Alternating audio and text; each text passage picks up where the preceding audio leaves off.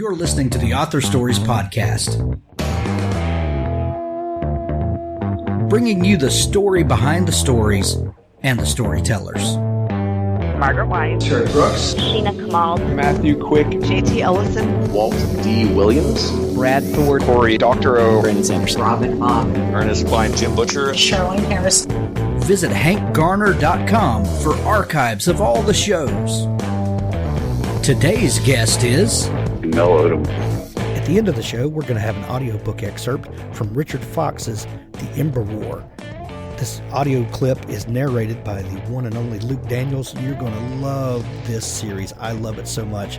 And Richard has been a great supporter and sponsor of the show, and we're going to show him some love. Listen to the audiobook excerpt. You're going to love it. And be sure to go to audible.com to purchase it. If you're not an Audible subscriber, you can get a free book just by signing up for a free trial at audibletrial.com/Hank. You get a 30-day free trial. You get the free book. If you decide to cancel your Audible subscription, you get to keep the free book, and it doesn't cost you a single penny. audibletrial.com/Hank, and listen after the show for the clip from Richard Fox. Writers, I have an amazing tool to tell you about. A revolutionary writing tool for planning stories, Campfire Pro is what novelists need to go from the seed of an idea to a detailed plan that's ready to be executed. Complete your character design, create a timeline, and track your world building all in one place with our downloadable desktop app for Mac and PC. Without the annoying subscription model so many apps are using today. Visit campfiretechnology.com for special holiday pricing on Campfire Pro today. Who Wants to Love a Billionaire? Billionaires in New York, Book 1 by Laura Burton. Do you have a favorite writer whose books are auto-buys for you? Wouldn't you love for readers to have you on their auto-buy list, then recommend your books to their friends and on social media? The good news is there are subtle things you can do, things that are nearly invisible to the reader, that will make your stories unputdownable. The Beyond 10 Days course from Victory Editing can help you get the most from your stories and help you build that relationship with readers through your writing.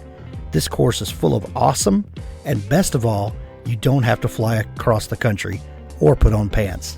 In this course, we'll focus on avoiding info dumps, dialogue mechanics, show versus tell in dialogue, carrying show versus tell forward to your narrative, deepening your point of view and strengthening your protagonist's voice, overwriting and how to avoid it.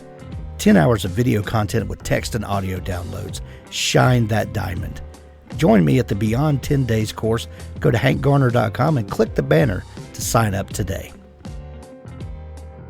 The Forsaken Mercenary series by Jonathan Yanez, a near-future thriller series, is now available on audible.com. The series that readers have loved is now available in your favorite format, audiobook format. The first book is called Drop Ship in the Forsaken Mercenary series. If they can't control him, they'll try and kill him. Daniel Hunt is the deadliest mercenary in the galaxy if he can just remember. 5 years before, he woke up with nothing more than his name. Now his present is on a violent collision with his past and the future of the galaxy. The Earth is dead. Humanity is taken to the Moon and Mars to have a chance. On what's left of Earth, primal gangs war for dominance. A rebel force will discover a weapon of unimaginable strength the wealthy in the galaxy will do anything to possess. As Daniel unravels the origin of his past, he'll realize he's not the same weapon he once was. But does redemption exist for someone like him? For fans of Jason Bourne and the Weapon X program, this one's for you. Grab your hand cannon and start listening now. The Forsaken Mercenary series, Book 1 Drop Ship, available on audible.com now from Jonathan Yanez. Well, thanks for joining me again for the Author Stories Podcast, where I bring you the story behind the stories and the storytellers. Today, I'm super excited to have one of my personal favorite authors on the show, Douglas E. Richards. I discovered Douglas through his book Split Second, and it kind of completely warped my mind for about a week after reading that book, and I loved it so much that I've kind of dug into all of his work. And he's got a new book coming up in about a week and a half or so from when we're recording this, and we're going to talk all about it here in just a few minutes. Welcome to the show, Douglas. Hey, thanks for having me, Hank. I'm excited to have you, and we've kind of had a little trouble connecting over the last couple weeks, and we were just laughing about it. So thank you for being so generous with your time with me today. Sure. Yeah. Douglas, we begin each show with the same question, and that question is, what is your first memory of wanting to be a writer or storyteller?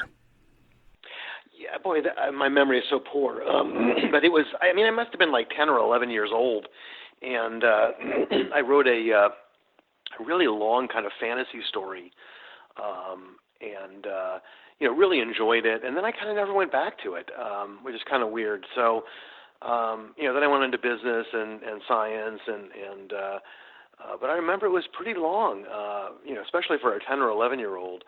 So I must have had somewhere in the back of my mind that there must have been an impulse to do this. Were you a big reader as a kid? Oh, absolutely. I mean, I would be made fun of at school because, I'd be 10 years old in a lunch line and have a book in my face and, run into people. So I was kind of a reading nerd at the time and read nothing but science fiction. I mean, as a kid, that's 100% science fiction.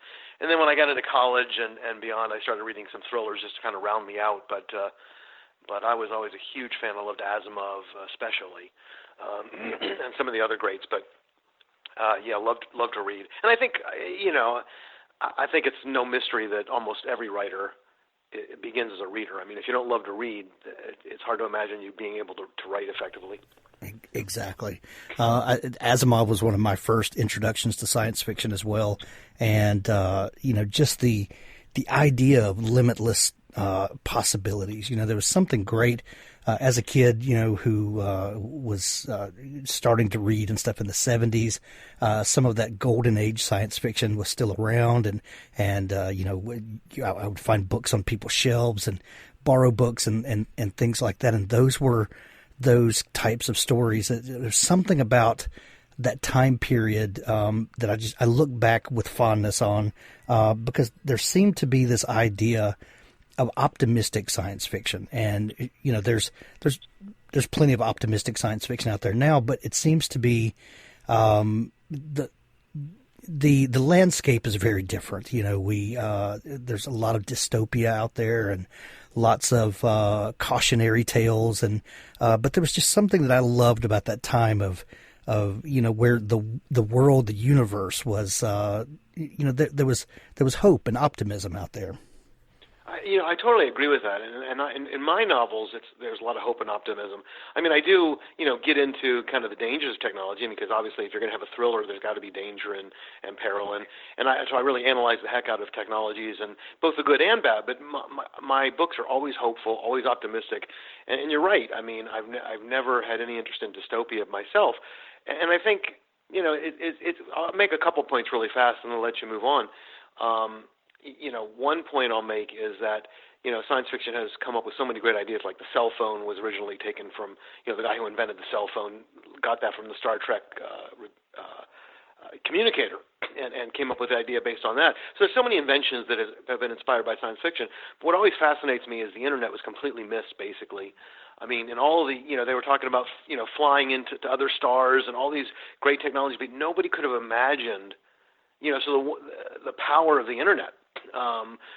Having access to, billions and billions and trillions of pages of documents, being able to see videos, being able to, the weather and stocks and commerce. I mean, nobody, even the most imaginative science fiction, and that to me, I'm optimistic about the power of human creativity. There's a very famous story about that I actually cite in a couple of my novels because I think it's so interesting. About our ability to solve problems. So back in 1850, a bunch of New York City managers got together and they were worried about the future of the city because the population was growing so quickly, and they wondered what the city would be like in 50 years.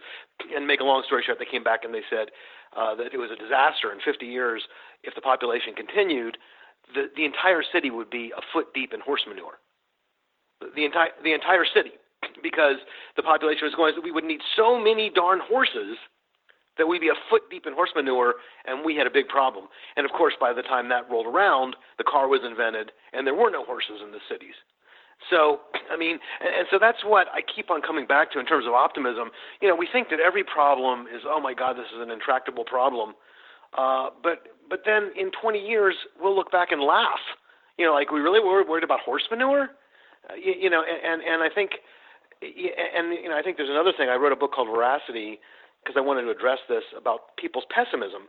The pessimism is on the rise around the world. If you ask people, they think that we're worse off, much worse off now than ever before. And the opposite is the true. I mean, we are so much better off on every single relevant dimension in terms of. But the problem is with 24/7 news, and you know, the internet and Twitter and you know, everybody and human beings just by nature have a propensity to worry, and they have a propensity to pay attention to bad news versus good news. And so even though people have been saying the sky is falling for centuries, and it never falls, people still buy it every time. So if you say, you know, it's a disaster, the world's coming to an end, people will pay attention. They'll click on your website, and then when it doesn't happen, when the world doesn't come to an end, you know, when acid rain doesn't destroy the world, you know, when plagues and famine that is predicted by Malthus and others never comes to pass, then people don't remember, oh yeah, I was so freaked out about it, but it never happened. Anyway, a long-winded diatribe, so I'll let you get back to the interview. No, and I think you're absolutely right. And that's one thing I love about your books is that you do kind of tackle some of those things head on. And you know, when we have a pessimistic society and our thought leaders are you know, kind of what's the word I'm looking for, when they you know, kind of back that up over and over again, you start getting jaded, and you know, we're to the point now where you know, there may be legitimate concerns about our future and the climate and things like that, and people are just so tired of it because, you know, in the 70s we were going to have an ice age come, and then you know, an acid rain and all of that, and people just have been so inundated with bad news for so long, and we're looking for some sort of escape, and that's where a great Douglas E. Richards book comes from. I like to hear that. Thanks, I appreciate it, Hank. Yeah. So you went to work in the science field, and I believe wound up in biotech, didn't you?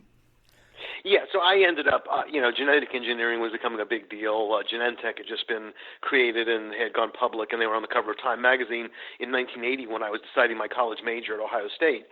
And you know, I thought, well, genetic engineering, and they were saying they had a need for people who were smart in business, and my parents were business people, and I had always had a kind of a fancy myself as pretty astute in business, and they said, well, we need, and I love science, so I thought, well, this is a great way to marry the two, and so I was going to get a master's degree in business and a PhD in science, but it ended up when first I was going with the PhD. I went to the University of Wisconsin-Madison and was going for a PhD in genetic engineering, but I found I was really horrible at bench work.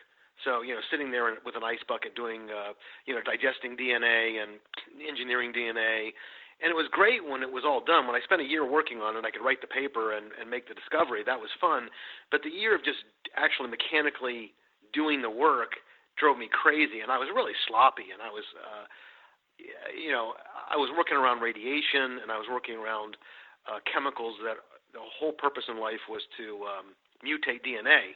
So it's a wonder I actually was able to have children. I mean, I honestly thought scary. After that process, it was scary. I mean, I'm working with a Geiger counter, and I am not the kind of guy who you want to do careful work where if you spill it, you're dead. So anyway, long story short, I decided that rather than get the PhD, I just get the master's in molecular biology, and then I went on and got an MBA from the University of Chicago and went into biotech.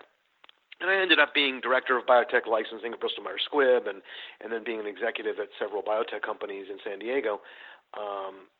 Before, the writing bug kind of came back to me again, and I started writing again. You mentioned earlier that later in life that you started reading thrillers to kind of, round out your reading life. Reading your books now, they are this perfect blend of near future science fiction and thriller. We're taking a plausible situation, and, a new scientific discovery, or things that are just almost on the cusp, that we can imagine that we're just almost there. And then, letting these things kind of unravel and unwind and put people in the middle of it, and, hilarity ensues. What is it about thrillers that you loved, and what was it that really captured your imagination? Well, science fiction I love for obvious reasons, because I love the ideas, I love the philosophy and the ethics that can arise from new technology, and how do you use them, properly.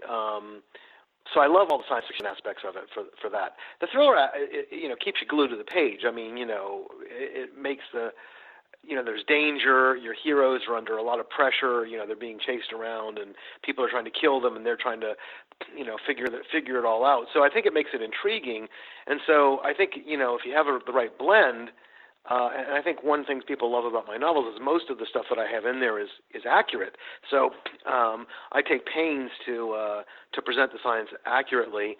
And then at the end of almost all of my books, the first few I didn't do this, but like the last 10 or 12, I've put notes in and I have a discussion about what in the book is real and what isn't, and talk about all these nifty inventions that I think a lot of people aren't aware of that are coming around. So what was the first idea that, you tried your hand when you were young, it didn't really connect with you, you pursued life and career.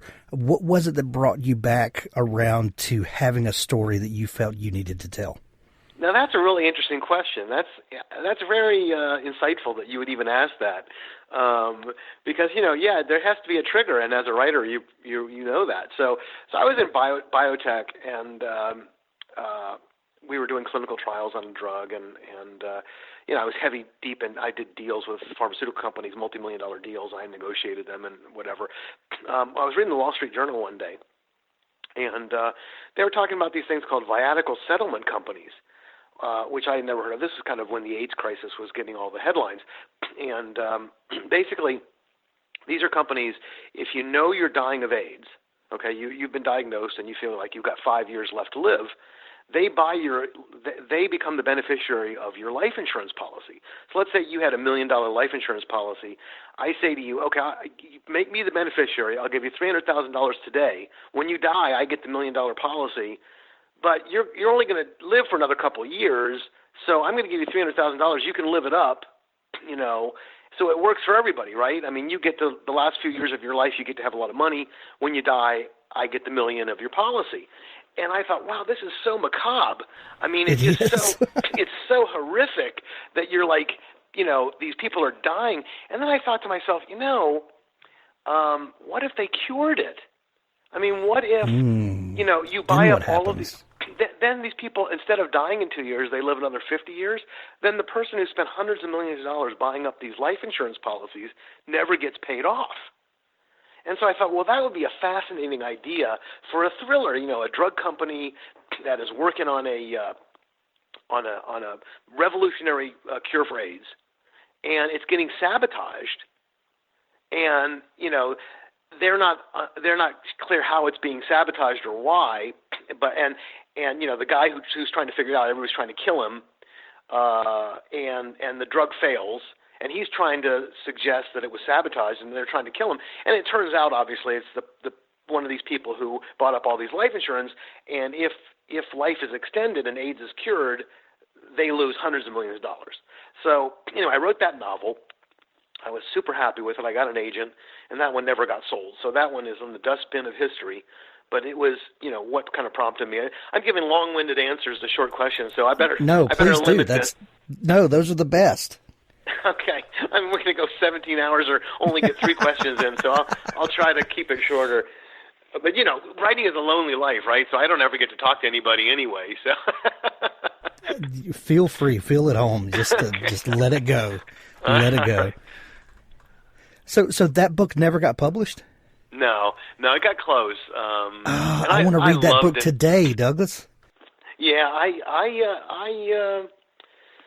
I really liked it, and I thought it was a great idea, and so did a top agent, because they say it's harder to get an agent than it is to get published, but in my case that wasn't true. But I just missed, and but that's the story of my life. I mean, with Wired, which is the one who really made my career, I had written that one, and I loved it, and the same kind of deal. I got an agent. Simon & Schuster almost made an offer, but at the end they said, well, we don't really know how to market this. Is it science fiction? Is it a thriller? What is it? And I'm thinking, well, first off, there's Michael Crichton who does this sort of thing. Exactly, and has for 30 years. Yeah, it's like, so you tell him, well, for a new author who doesn't have a name, how did Michael Crichton ever get a name if you just, if you shut him out? But anyway, so that one, I quit my job as a biotech executive, and I said, I'm going to devote I really want to do this for a living. And I got a good agent, and like I said, Simon & Schuster almost made an offer. And in the end, after well over a year and a half of killing myself to try to get Wired published, and having, some of the publishers who really loved it, but times were changing, and if you don't have a name, you don't get anywhere. And so, I went back to biotech and put it in a drawer, put the manuscript in a drawer. It was gathering dust. And then in 2010, I noticed that ebooks were coming around. I was a little bit late to the party. I didn't even realize, but I saw, ebooks were becoming bigger and bigger. And I read one guy, Boyd Morrison, who had self-published on Amazon and had been real successful. And then Simon & Schuster said, hey, we'll purchase it from you. So they bought the rights and they put it out as a book. And I was at Barnes & Noble and I got the book. It was in one of these big cardboard cardboard displays, and he was talking about it in the book. I published it as an ebook, and it became. And I thought, well, what the heck? Maybe I'll try that. Just because it's in a drawer, no one's reading the thing, and 10 or 20 people have read it, and I've spent a lot of work on it, so I'll throw it up there as an ebook. And so I did, and then within 3 months, it was a New York Times bestseller. So crazy, so crazy. My God! What's the premise of Wired? Wired is, somebody invents a pill that for very short periods of time make you super intelligent. I mean, IQ 10,000 kind of intelligent, transcendently intelligent. This is before there's a movie that came out about 6 months after I put it out there called Limitless. And that was kind of frustrating because everybody said, oh, you got the idea for Limitless. And I said, I wrote this 27 years ago. It's just been sitting in the drawer. But anyway, but the point is that, the pill has side effects because, the more intelligent you are, the colder, the more kind of sociopathic you are, where you kind of lose some of your humanity. And so the inventor is afraid of it and doesn't use it. And, everybody's trying to kill, I don't want to give away any spoilers, not that anybody, necessarily gonna care, but, about the kind of the ins and outs of superintelligence and longevity and if you could use that superintelligence to extend the lifespan, the human lifespan to hundreds of years, would you do it? And there's reasons that you would and there's reasons that you wouldn't. So you'd have to read the book to find out, but that was kind of the premise, and it was on the New York Times and USA Today bestseller list for 5 weeks, which was the thrill of my life. And then I quit. And this was as a self-published Kindle book. Yeah, exactly right. Well, in that day though, I used a distributor because I didn't know anything about ebooks, and so it was a long process. So I got this distributor who put it on Barnes and see. You can't get you have to be on multiple platforms for the New York Times to consider you. If you're just on one, they won't do it. But they put me on a bunch of platforms, and it's funny. I was hoping that 20 people would read the thing. I mean, I put it out there, going, I worked my butt off on this thing, and a lot of people really loved it. And let's see if I can get some people to read it. I mean, I really wasn't expecting it was to be like hitting the lottery, and it was hitting the lottery. And then suddenly, before I knew it, I was selling, 60,000 copies a month, and it was crazy. It was just bizarre. And I was in the top, I was in the top 5 on Amazon for a long time, the top 10 Kindle books for a long, long time. And, finished one of the top, I can't remember exactly where it came in, but it was one of the top 50 for the entire year. Then I quit biotech again. I had just gone back to it, having given up. And so I said, hey, I'm going back to writing. I finally have a career. But the ironic part is I had given up. I had totally given up. I mean, I said to my wife, you know what? I was lucky enough that I had a cushion money-wise because, I'd been at biotech companies that had gone public and I'd made some money there. But, I was starting to, after a couple of years of pursuing my dream, I was about to go broke. So I said, I've got to go out there and earn some money again. And ironically, the second I gave up, it went viral, and boom. So I was just... Isn't that crazy? I've heard that kind of story over and over again, that it was at that moment that I stopped caring about it, or I don't know what it is, but it's one of those crazy things about life that, right when you're ready to throw the towel in, bam, that's when it happens. Well, I count my blessings every day. Honestly, I'll never forget how lucky I am, because there's a lot of great work out there, a lot of brilliant work out there that never get, and mine could have been one of them. I'm not saying it's brilliant, but I'm saying, mine could have been one that just never got noticed. And how many are out there that just, you've got to be at the right place in the right time and have a lot of luck. And I say that to everybody.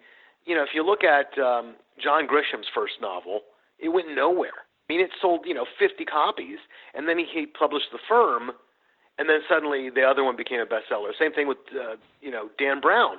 The same, even Stephen King. Oh, yeah.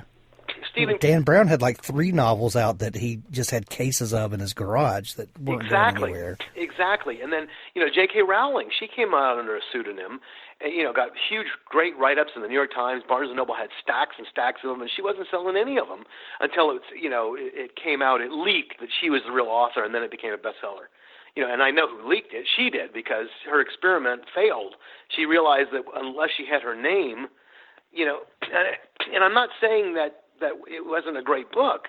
What I'm saying is even if you have a great book, a brilliant book, the noise is so great. There's so many millions of books out there right now. It used to be, you could buy the books that wherever on your shelves at Barnes & Noble, but now through Amazon you can buy 20 million books. You can buy every book ever written is one of your choices. And then you're competing with, not only that, but you're competing with, hey, here's an omnibus of 20 novels, 20 great science fiction novels of the 1970s for a nickel. I'm exaggerating, right. But I'm not exaggerating but by not much. By much. But not by much. And so that's what so whoever's on Amazon is fighting against every book ever written, for almost no money. And then, 500,000, I don't know what the number is, but hundreds of thousands of indie published novels, because if you look at your block, half the people are writing novels. So I never lose sight of the fact of how lucky I really am. I think you have to have two things. You have to write a really good book, and I like to think that I did that, and I keep on doing it, but that's not nearly enough. You can write the most brilliant book that ever was written and get nowhere just because you have bad luck or it's just the wrong timing. Exactly. And if you've connected with an audience and you've got people that love your book, then you need to keep connecting with them because, as J.K. Rowling so famously discovered, if you have a leg up, you better keep it up. Oh, no, and I'm so grateful to people because I know, I had given up. After years and years of beating my head against a wall, I had given up, and I'm so grateful that I have fans and that I have support. That I always respond. It's a pleasure anyway because writing is a lonely life. But if anybody sends me an email, I always reply to it. Even hate mail, I reply to. Which is kind of obsessive, but well, they were passionate about it. Sometimes people are misguided in their comments, but if someone takes time to send an email, you hit something. It may not be what you wanted, but you hit something. No, I'll tell you. I'll actually tell you a story because I recount it really fast. I recounted in the notes to one of my recent novels. I got this. I had a novel where. Anyway, I'll start. So I get this email, and this guy says I was really loving this novel until I got to the one of the characters had a PDA, which is a personal digital assistant like Siri, like Alexa or Siri. And so they name, in my future novels, they all have personal digital assistants, and they can name them whatever they want. And this guy named his PDA Maria. And he happened to be of Hispanic origin. So he was born in Mexico, and the character is like this brilliant Moriarty. So kind of like if the hero is Sherlock, he's Moriarty, just a brilliant guy who worked himself up the cartels. Now he's selling technology, and he's just portrayed as the smartest guy ever. And so he names his PDA Maria, and the guy just goes on a rant. I mean, using every curse word I've ever heard. I'm calling me a racist SOB, and that, it was worse than that. Of course the Mexican is has a PDA named Maria. He should be doing lawns. And I'm like, of course you're so racist. And I'm thinking to myself, I don't get it. I'm not, first off, I know myself. I'm not racist against Hispanics in any way. Secondly, I thought it was so unfair. So I wrote him back and I said, okay, you're upset, but I really, first off, I didn't even know Maria was necessarily a Spanish name. My daughter's best friend at the time was named Maria, and I told him that. And I said, and that's why I named the PDA Maria. But beyond that, if I had a Russian character, wouldn't he use a Russian name when he named his Siri? It would be Natasha or something like that. Yeah, something like that. So how is that even racist? And I just am I don't understand. And then he writes back and he goes, you know what? You're right. I don't know what I was thinking. He had a bad experience somewhere with someone, and then your book came along, and that's just the opportunity he had to vent about it. I guess, yeah. Anyway, yeah. I even responded to him, but that was one that worked out well because he apologized, and he ended up writing a review of the novel. I love it. I love when you take someone that's not a fan or even angry and turn them into a fan. That is the best success story ever. Yeah, I was happy with that. Yeah. So Wired comes out. It becomes this phenomenal success. What are you thinking then? Are you thinking, holy crap, now I've got to follow this up with something because now people are excited about it. They like what I'm doing. What was going through your head then? Well, first off, I teared up a little bit when the New York Times bestseller list came out for the first time. I was like, I could not even believe it because it wasn't just a couple years that I had quit my job, but years and years when I first wrote that novel when I was still in biotech that I told you about the viatical settlement companies, the insurance where you're dying of AIDS, that deal. I had, written that 2-3 in the morning every morning while I did my biotech job.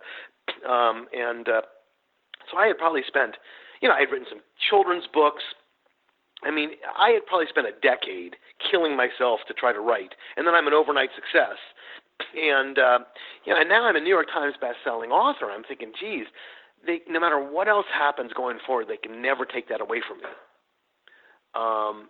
So it was just an incredible moment.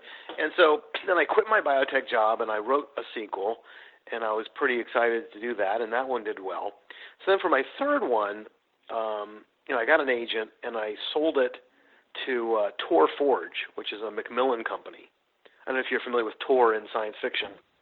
They wrote like Ender's Game, and they've done all kinds of, they win all kinds of awards. They're really big, and they loved the book, and they gave me $100,000 advance, which at the time I was pretty excited about.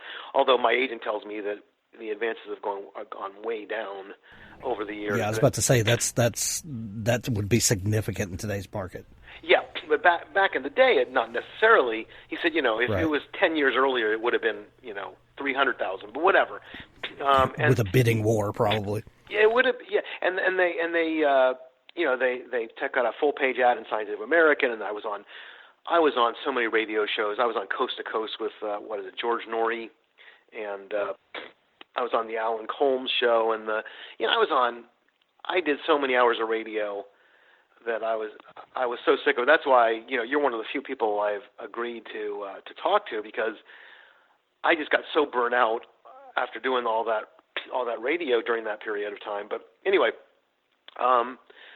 so the problem with that was, it was exciting to be a bookstore, but the problem with that was they were selling $25 hardcovers, and the price, the market is so price sensitive right now. Unless you're grandfathered in, unless you're, John Grisham or whatever, your sales are not going to be the same at a $25 price point. And, you have to wait a year and a half for the damn thing to get out there. They were great. I love the people at Torforge, but it takes forever. And you have to be super patient. And, and then I was doing the math, and I'm not totally mercenary. I'm not in it just for the money. But by publishing on my own, I get more readers, which is good. More people get to read my work, and I make more money. Because, for every $7, $6.99 book on Amazon, I was making $5. And for every $25 book, I was making $2.50. It's insane. And I was thinking, well, how is this working? Of course you sell a lot more $6.99 books than $25 books. So I found myself making a lot more on my own. So since then, I've done both worlds now, the traditional publishing and the indie publishing. And I just kept with indie since then. And I've been happy about it because, second I finished my novel, I put it out there the next day. So I've never looked back, but, it's good that I was able to get that perspective. And I complain, I remember talking to my sister about it, and I was all depressed. And she said, your dream has always been, to see your book in a bookstore, to see a stack of your books on a table at Barnes & Noble. And she said, but you're not realizing how out of date you are right now. It's like if you were a singer and your dream was to see your giant record in the window of a record store, but now there are no record stores. Right. Right. So now you're like the number one played single on iTunes. You're the number one on iTunes, but you're not in a record store, and you're complaining. Exactly. So she said, take the win. You're one of the top on Kindle, and more people than ever. That's where readers are. Exactly, and more people than ever are reading it.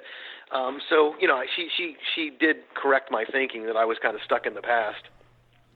Well, and I think a lot of us have those dreams of seeing that stack of books with our name on it in the bookstore on Barnes and Nobles or whatever.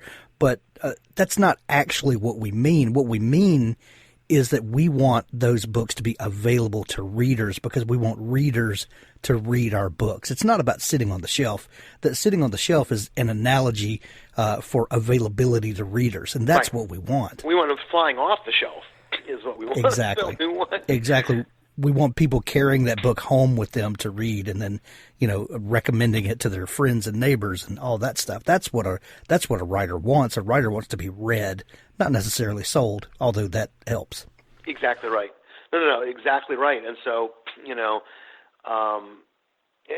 by the way, that's the advice that I give. I don't know any advice I give right now is worthwhile anymore because the playing field changes so much. When I first came up, in 2010, 2011, there was no Kindle Unlimited, which changes the playing field quite a lot. There was no audio really to speak of. So think how much has changed since that time. You had the rise of Kindle, and you had the demise of the bookstores, and all kinds of stuff going on. But anyway, the advice I used to give was give away as many for free as you possibly can, because that's your only hope as an author. If you write a great book, first you have to write a great book. But if you write a great book, and you have my name, Douglas E. Richards, nobody's ever heard of me. I'm not John Grisham. My name isn't going to sell a book. So in the beginning, the only way you're going to sell books is by word of mouth. And I've tried. I got interviewed in all kinds of magazines. I had, Asimov's Science Fiction magazine wrote a glowing review of my kids' books. It didn't move the needle an inch. Nothing I did, advertising, publicity, writing blogs. I mean, nothing I did moved the needle more than a tiny bit. And what I found was, at the end of the day, it was word of mouth. That was the only. So my advice used to be, word of mouth was the only thing that did it for me. And you just have to get it in as many hands as you can. And if people love it, then they'll tell their friends. So do as many free book giveaways as you can, and just hope for the best that it goes viral. So I got super lucky that happened. But I'm not even sure that that's a good recipe anymore, because everybody's doing that. There's so many free books out there that, the landscape has changed so much. And then Amazon is doing so much advertising on every one of their book pages. I've got, on Split Second, which is the one that got you started on reading my books. I mean, there's literally 800 sponsored books in the carousel under my book. And the sponsored books are more attractive and more interesting because they have a little blurb than the also boughts. So, it's getting tough out there. It's getting super, super tough. It is. You mentioned audio earlier and Kindle Unlimited. You have had a great vantage point to watch publishing, by kind of pioneering with a lot of things that's been going on.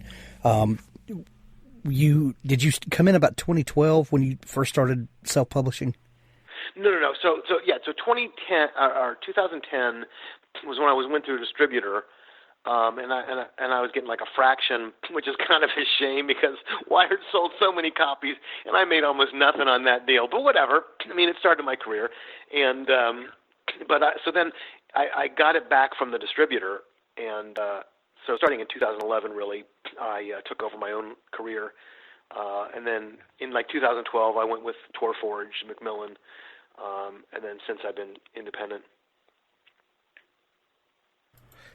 Gotcha. So you've seen the rise of Kindle Unlimited and even a few changes in Kindle Unlimited from how they used to count borrows and now it's page reads, and that becomes kind of a whole secondary income stream for publishers. And now over the last probably 2 to 3 years, audio has just mushroomed, and audiobooks are the kind of the new frontier. Do you think about these changes in publishing as you're writing? Do these mechanisms matter to you at all, or is it all about the story? And then, delivery mechanisms can do what they will, but the story is going to translate to whatever platform. No, I mean, I think it's the story. This is my life. I do this 24/7, so like all authors, I'm well aware of all the trends and all the things that are going on. And you're right, Kindle Unlimited, boy, that was a big shock to the system. And then, Amazon started advertising on the book pages, which they hadn't done. And now that's taken over like crazy. They're making more money on advertising because everybody under the sun, they think they've got a great book, and I don't blame anybody. I mean, I did the same thing when I started out. I want people to read it, so I'm willing to spend $5,000 on advertising to try to get more people to read it.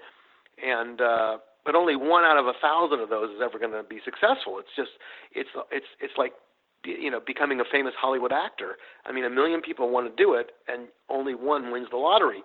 So, but Amazon is making a fortune on all these people, and some of them really aren't that good.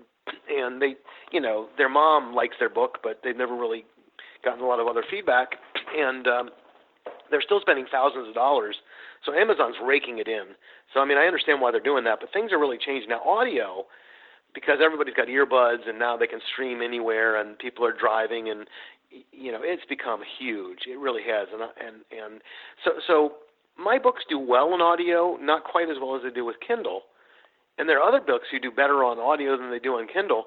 And I've talked to the Audible people, and I've talked to a lot of people who do really well.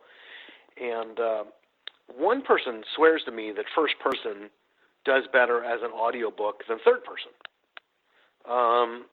Just because people, it's kind of more folksier, more relatable if the narrator is speaking in first person. I went over and talked to Jim, and Jim said to me, "Hey, Bill," whatever. It's more personable, and said that they thought that I could do a lot better if I wrote a book in first person. And again, not that I'm not doing well in audio, but that could really, but I still write in third person because that's what I do. I haven't said, oh, well, then I'm going to drop everything. Now, I actually, in the latest novel, The Enigma Cube, which is coming out on February 13th, and, this is the first one I've ever had for pre-order, by the way, which is another thing I'm trying. Everybody always does this pre-order thing, and I always thought, I don't understand why they do that, because, it seems to me you want kind of a bolus of interest, so you put it out there, and then everybody buys it once, and then it jumps up in the rankings, whereas if you put it out for a month pre-order, you're diluting all of those sales, and you don't get a boost in the rankings. But I'm trying something different. But anyway, I'm meandering all over the place. But the Enigma Cube, which is, I actually did some scenes in first person. It was kind of like journal entries. And I really enjoy writing in first person. I found myself really liking it.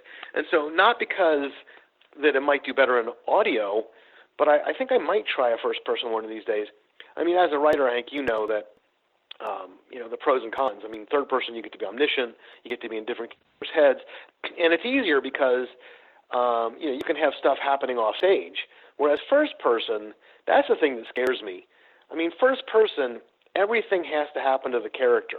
Everything the character knows has to, they've got to find out on their own. So you can't, tell the reader anything that the character doesn't know. So I love, writing in first person was a lot of fun, but I think plotting in first person would bring up more challenges. Well, what's interesting is, especially when you've written several books and you kind of develop a style and develop a voice and, kind of develop a process that you trust and that a framework that you work within, sometimes putting different constraints on you will kind of light up that creativity again.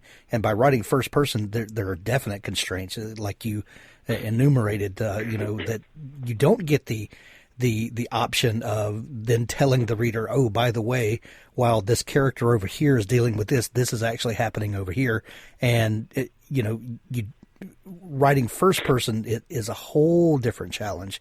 So, I could see where that would be exciting to kind of stretch those other muscles maybe in another book. Oh, yeah, I definitely am toying with the idea. I mean, and I can see why it would make it more propulsive because, it's got to be streamlined. You can't have, different, it's just one character all the way through, in a straight line or a curvy line, but it's just one character. You don't, shift scenes ever.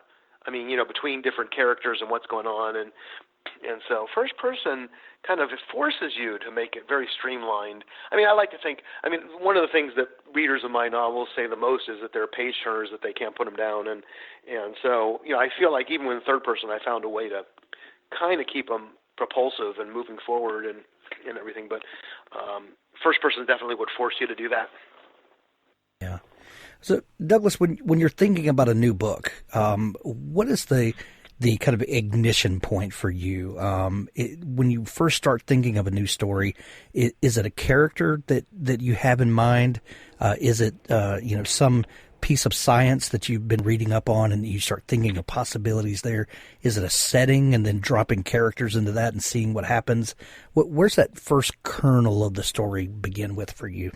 Yeah, for me, mostly it's about technology. So, I read technology and science all the time. And it takes I toy with different ideas, and it takes a huge amount of information and ideas before I feel comfortable that I've got enough for a novel. Because, I feel like my novels are pretty dense. I don't waste, look, everybody has different styles.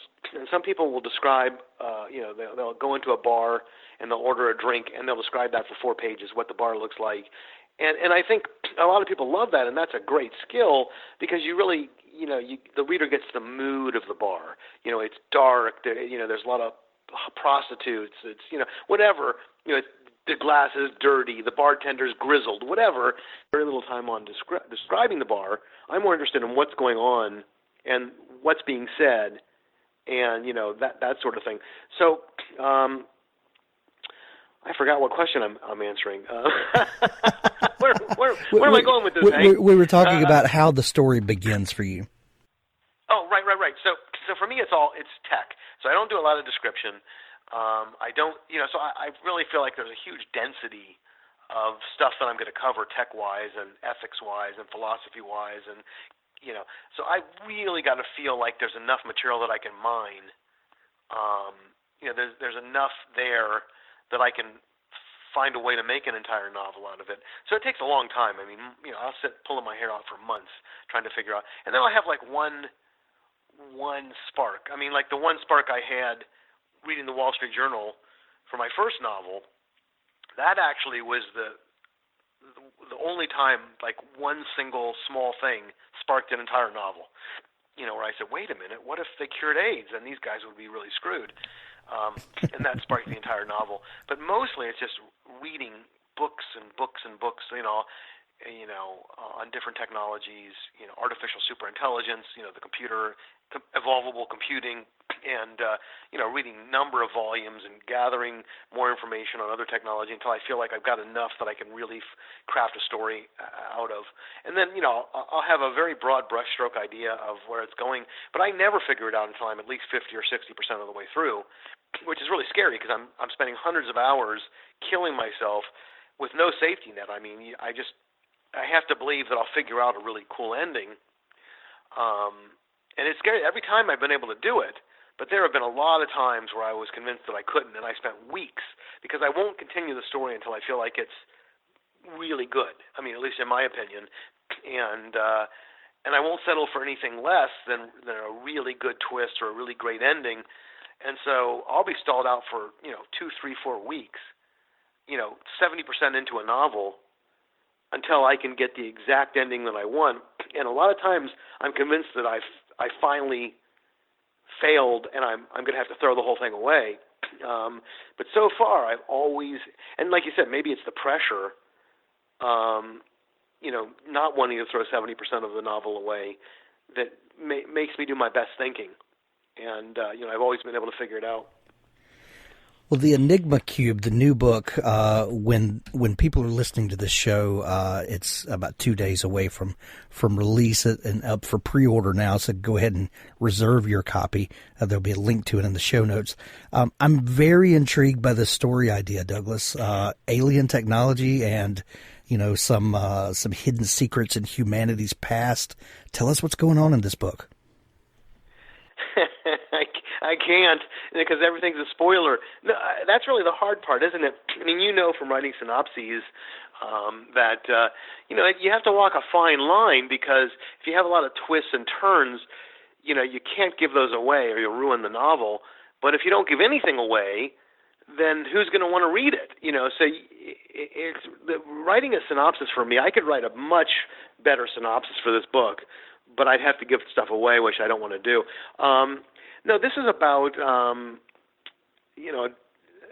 a team studying this cube, which I had in a kid's book I did like a decade ago, and I decided to bring it back out. But basically, I'm going to exaggerate and not be precise, but you'll read the book for precision. But, basically it weighs 1 million pounds. It's like the tiny cube that has incredible energy emanating from it and just kind of pulsates and it's clearly an alien artifact. And, it's immovable. I mean, basically, you can take a bulldozer, it's not going anywhere. And so they set up a scientific facility around it, underground, to study it.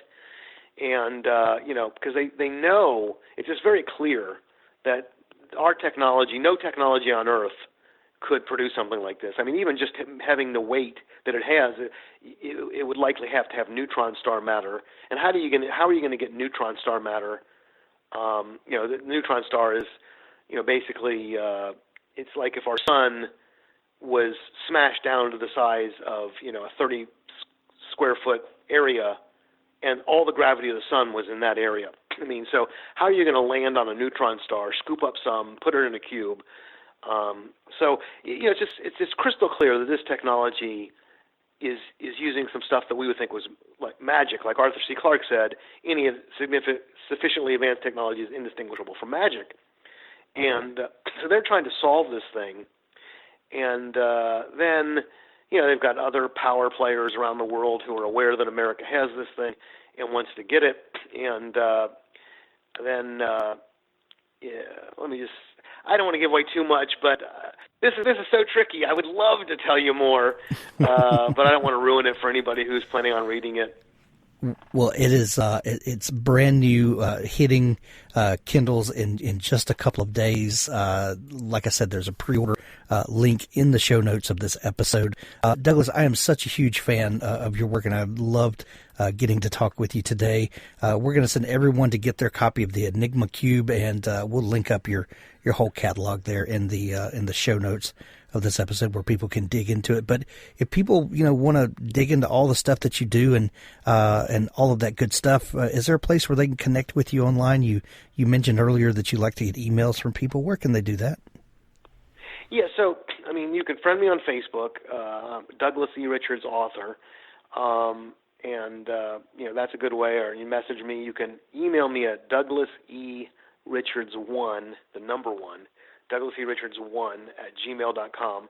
And then I've got Douglas E. Richards is my website, www.douglaserichards.com, and you can get on a mailing list if you want. And I don't bug people, only when I have a release, so I don't abuse it or sell the names to people.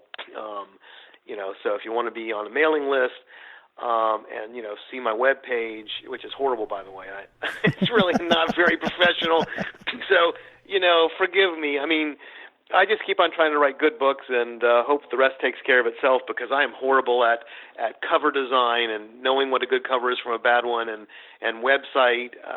All of that. Even the people I get to do it, I'm so bad at it. I have so little artistic ability that it always looks horrible.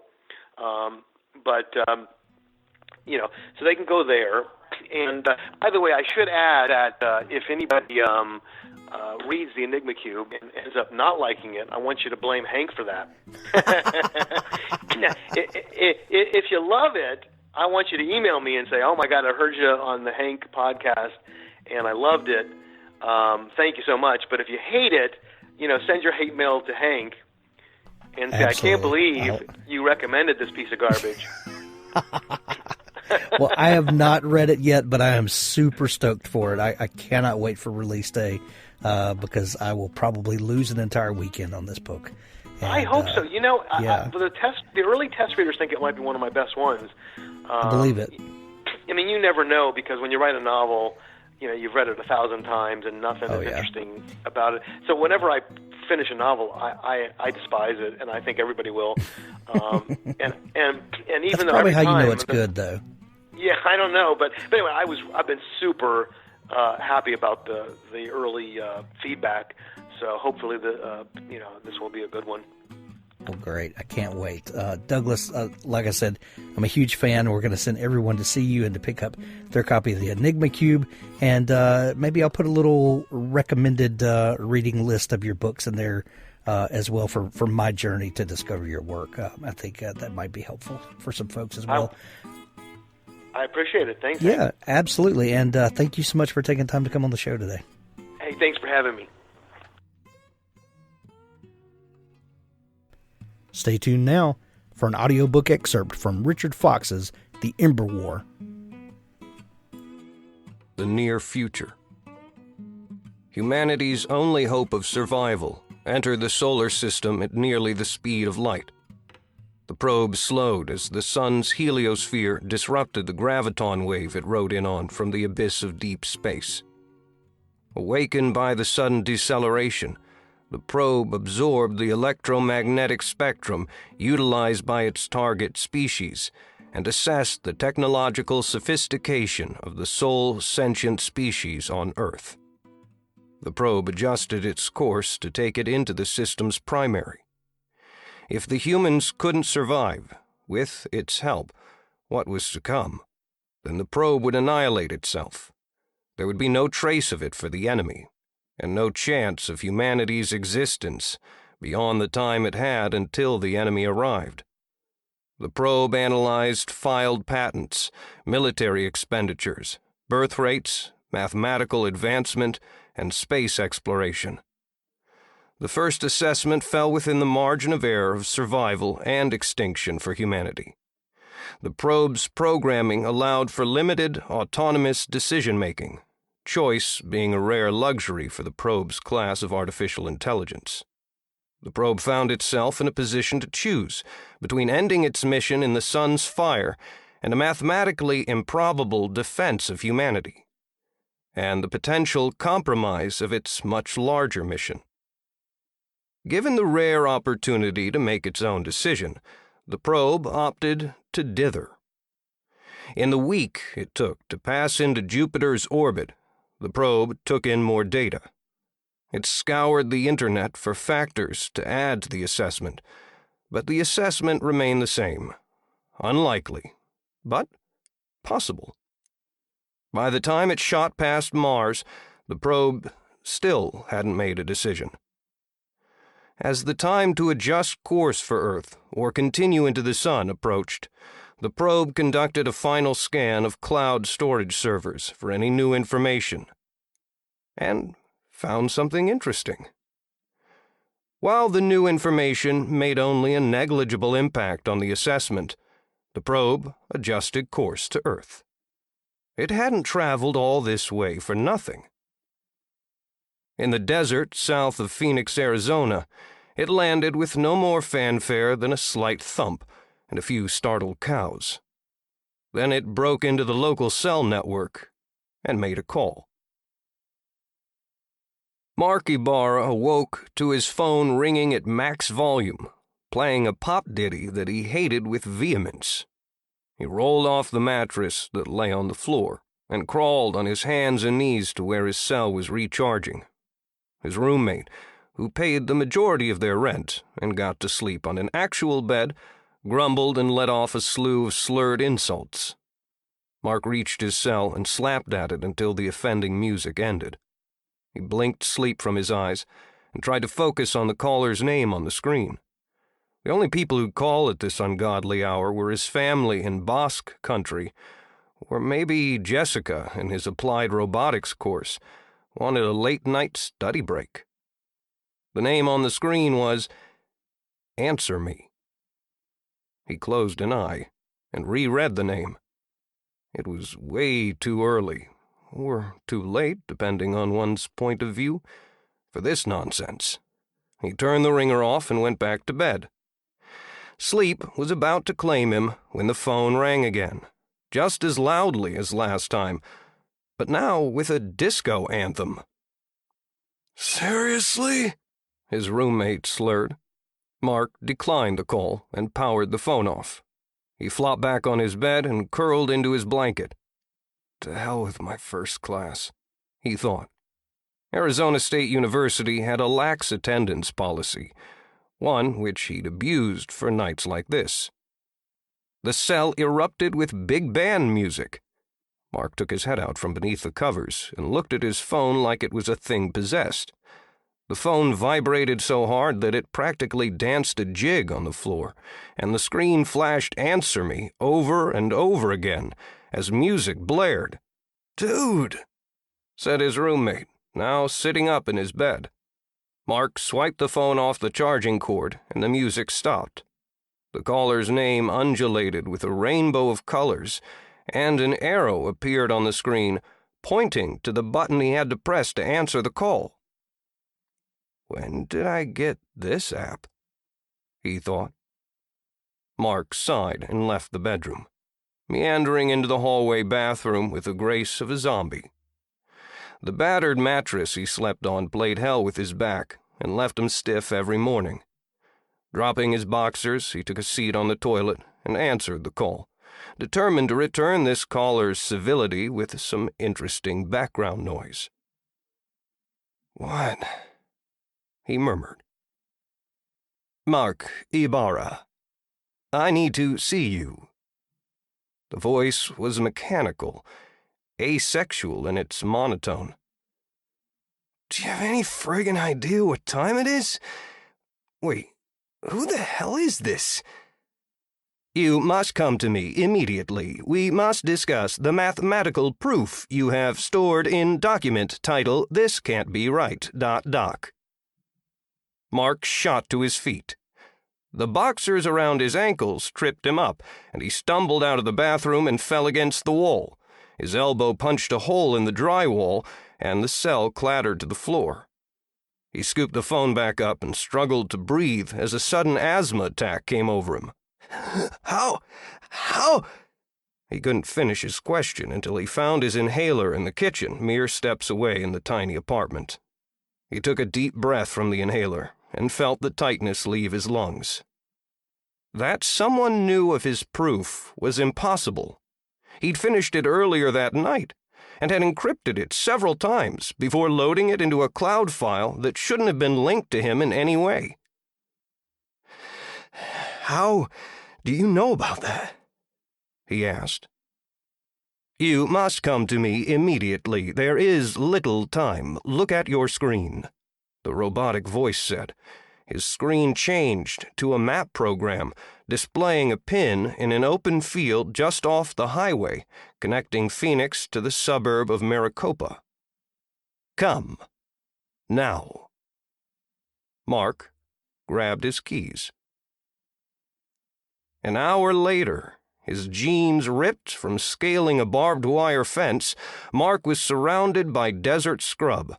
The blue of the morning rose behind him, where his beat-up Honda waited on the side of the highway. With his cell to his ear, Mark stopped and looked around before deciding how to continue. Spiked ocotillo plants looked a lot like benign mesquite trees in the darkness. A Native American casino in the distance served as his North Star, helping him keep his bearings. You're not out here, are you? I'm being punked, aren't I? He asked the mysterious caller. You are 9.26 meters to my east-southeast. Punk, decayed wood, used as tinder. Are you on fire? The caller said. Mark rolled his eyes. This wasn't the first time the caller had used the non-standard meanings of words during what passed as conversation between the two. Mark had tried to get the caller to explain how he knew about his theorem and why they had to meet in the middle of the desert.